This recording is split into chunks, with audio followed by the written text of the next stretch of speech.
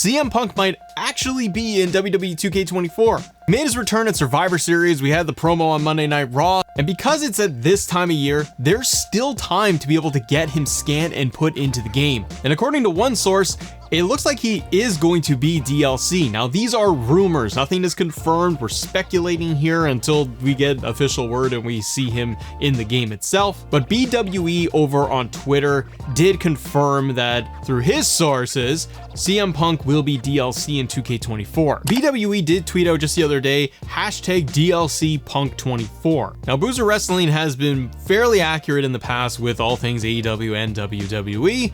Time will tell if this does happen. The big question mark I have is, are we going to be getting CM Punk as pre-order bonus or as part of the DLC itself? Now, I've seen this pop up in the comments before too. People are like, dummy, you don't want him in the base game? Why do you want to push him as DLC?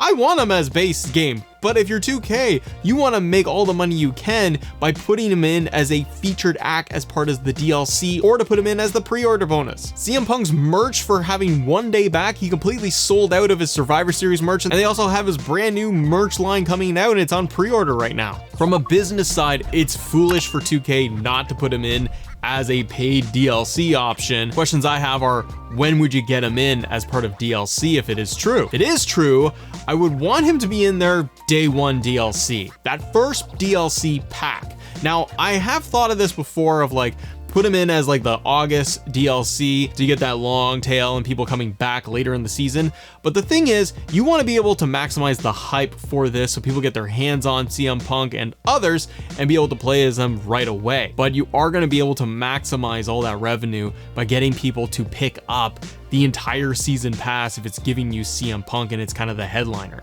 Now, I've said this in another video too, but I don't think pre-order bonus is going to happen. I think it's far too in development. CM Punk was kept completely under wraps by WWE, so it's not like 2K knew this was happening, they could plan any of this out. And speaking about being on tight time frames, the Bray Wyatt special edition showcase piece that has been rumored. We've heard about this before where there are talks of having some sort of special edition or version of the game where we're going to highlight the career of Bray Wyatt, do some sort of showcase for Bray. Now, according to BWE, that doesn't look to be happening. Once again, these are just rumors, so you can't take this as factual, but we want to be able to report and highlight it here for you. According to Boozer Wrestling, someone asked any news on what's going on with Bray Wyatt in 2K24, and they said unfortunately they didn't go with it due to time, very possible for 25. If this is the case, it's a real bummer. The question though is, will he be in 2K24 at all? We saw that his toy line with Mattel, those figures got pulled by the request of the family. I kind of wonder, and I sit on the fence here of, will we even see him in the game at all?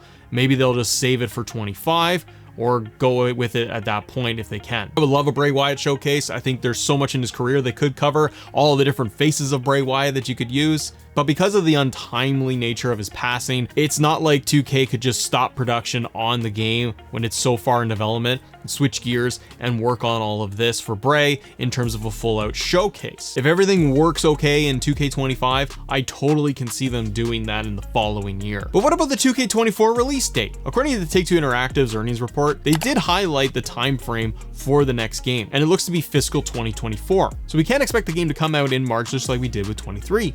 The platforms for 2K24 though have not been announced. People have been wondering, are we going to see this on the current gen consoles only, or are they still going to be leveraging PS4 and Xbox One? And would it even be on Nintendo Switch? In my opinion, I think we still get PS4 and Xbox One consoles. I think they still put it across everything, just like in 23. If NBA 2K is any indicator, it's available across everything: PS5, PS4, Xbox One, Switch, Steam, Series X. I think the player base and the install base across PlayStation 4 especially is still so massive. Not everybody has upgraded to the current PS5s or even the Series X. In fact, we're almost in a mid-cycle refresh where we're seeing slims coming out already for the next consoles. So I do think that 2K will want to maximize how much money they're going to make off the title, and to do that, you want to be able to get it to everybody. Do I want to see it coming out on PS4 and Xbox One? Well, yes, for the players out there that have those consoles, absolutely.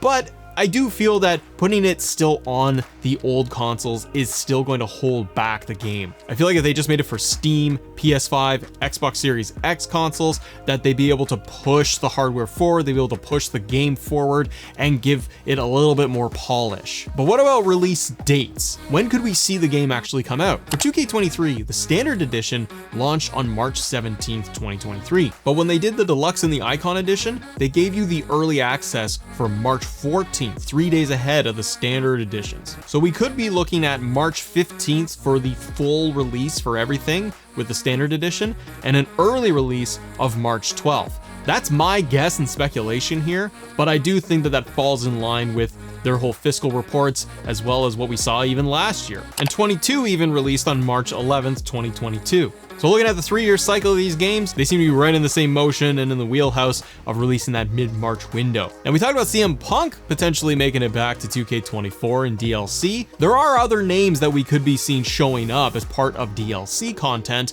and actually making their full debut on the roster, or showing back up on the roster. Some wrestlers that we should expect to see as part of the next wave of debuts, Tegan Nox being one of them, who showed up in 2K22 but was obviously removed for 23 because she was let go by WWE at that time and has since come back. Nia Jax is another one who has come back even recently. We should fully expect her to be in the game too. And Bronson Reed is an interesting case, who is somebody that I have really been wanting to get my hands on in these 2K games. Bronson Reed was supposed to be in 2K22, but by all accounts and reports, he was removed from an NXT Stars pack because he was released, and then he went over to New Japan, and he eventually made his way back over to WWE, and he just missed the window in the cutoff time for 2K23. So Bronson Reed, I think, has got to be a DLC or make it to the base game on launch day. Someone else who showed up at the Royal Rumble in the previous year was going to be Chelsea Green, making her debut, and Chelsea Green has now been with the company for a full year. So expect Chelsea Green to be in there too, which is great. I do worry a little bit with Chelsea Green in terms of her tag team entrance, because she's had a couple of partners over the course of her year with WWE. Love that she's going to be in the game, but I do worry if we're going to get a proper Piper Niven Chelsea Green entrance, tag team entrance or not. Now, if you actually take a look at SmackDown Hotel, they did a great write-up of all of their roster predictions and what to expect, so please go check it out. I'll link it in the description below. But they did make some mentions to WWE Supercard. We talked about this a little bit on a previous video, but there are other names that we could see make a debut, a return to WWE 2K24 in the form of DLC. Some names that have come up are highlighted by SmackDown Hotel. We talked about the likes of the Dudley Boys. We've talked about Terry Funk, Sandman making it in, but other names that could be coming back to the franchise, and one of them I'd love to see, Tori Wilson. Tori Wilson has made spots and appearances with WWE over the years. She's even been in previous Royal Rumbles in the last few years too. And because of that, I'd love to see her brought back into the game. We've seen Stacy Keibler, Eve Torres make it back in.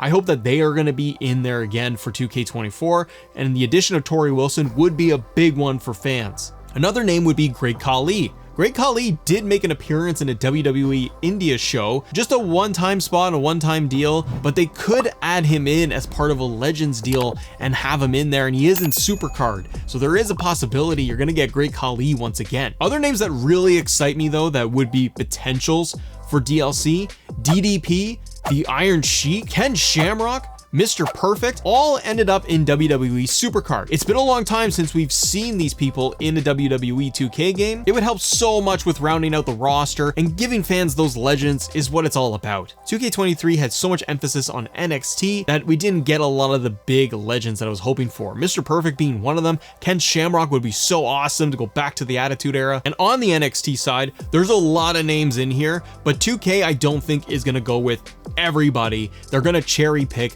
who they want to feature and who they want to showcase. I think Ava Raine is going to make it in this year. She wasn't in last year, even though she was part of the roster. Charlie Dempsey, I think, would be a great one to have in there as DLC. I think we'll see the debuts of Lola Vice and Lyra Valkyria. Satomura, I hope, is going to be in there. Sol Ruka, Thea Hale, Von Wagner, Zion Quinn. They weren't even in last year, and they're marked as free agents for WWE. And the one name that I do hope comes back in, and they make it official, William Regal. Regal left AEW, he went back to WWE, he hasn't been on TV at all. They could scan William Regal and just use all of his old motions and everything else they've had in previous years. Give me William Regal again as a general manager option like we've had in the previous games, but he's totally a name that I hope they can bring back in. Another really interesting names that could pop up, and I'm very, very hopeful here, Nick Aldis, being able to add him in as a general manager option, just like they did with Adam Pearce. And he probably, his model and everything would probably be available through community creations at a later point. So being able to play as Nick Aldis would be incredible. But Nick Aldis came into WWE not that long ago, but it was before Survivor Series. There's a lot of time where they would be able to get Nick Aldis scanned and put into the game and add him in there as a general manager option in My GM, which I assume My GM's coming back next year. The other name that's interesting that is on the WWE SmackDown roster, Pat McAfee, somebody that we know their motions and entrance and stuff was hidden in 2K23. He was not in 2K23 officially, which was a real bummer, and he's had matches at WrestleMania. Pat is a huge player in WWE. We love him on commentary. He showed up on SmackDown with The Rock. Because he's listed on the active roster for WWE SmackDown, I gotta think Pat McAfee is gonna be in 2K24. But there are even more DLC possibilities. Click right here for more WWE 2K24 coverage. See ya.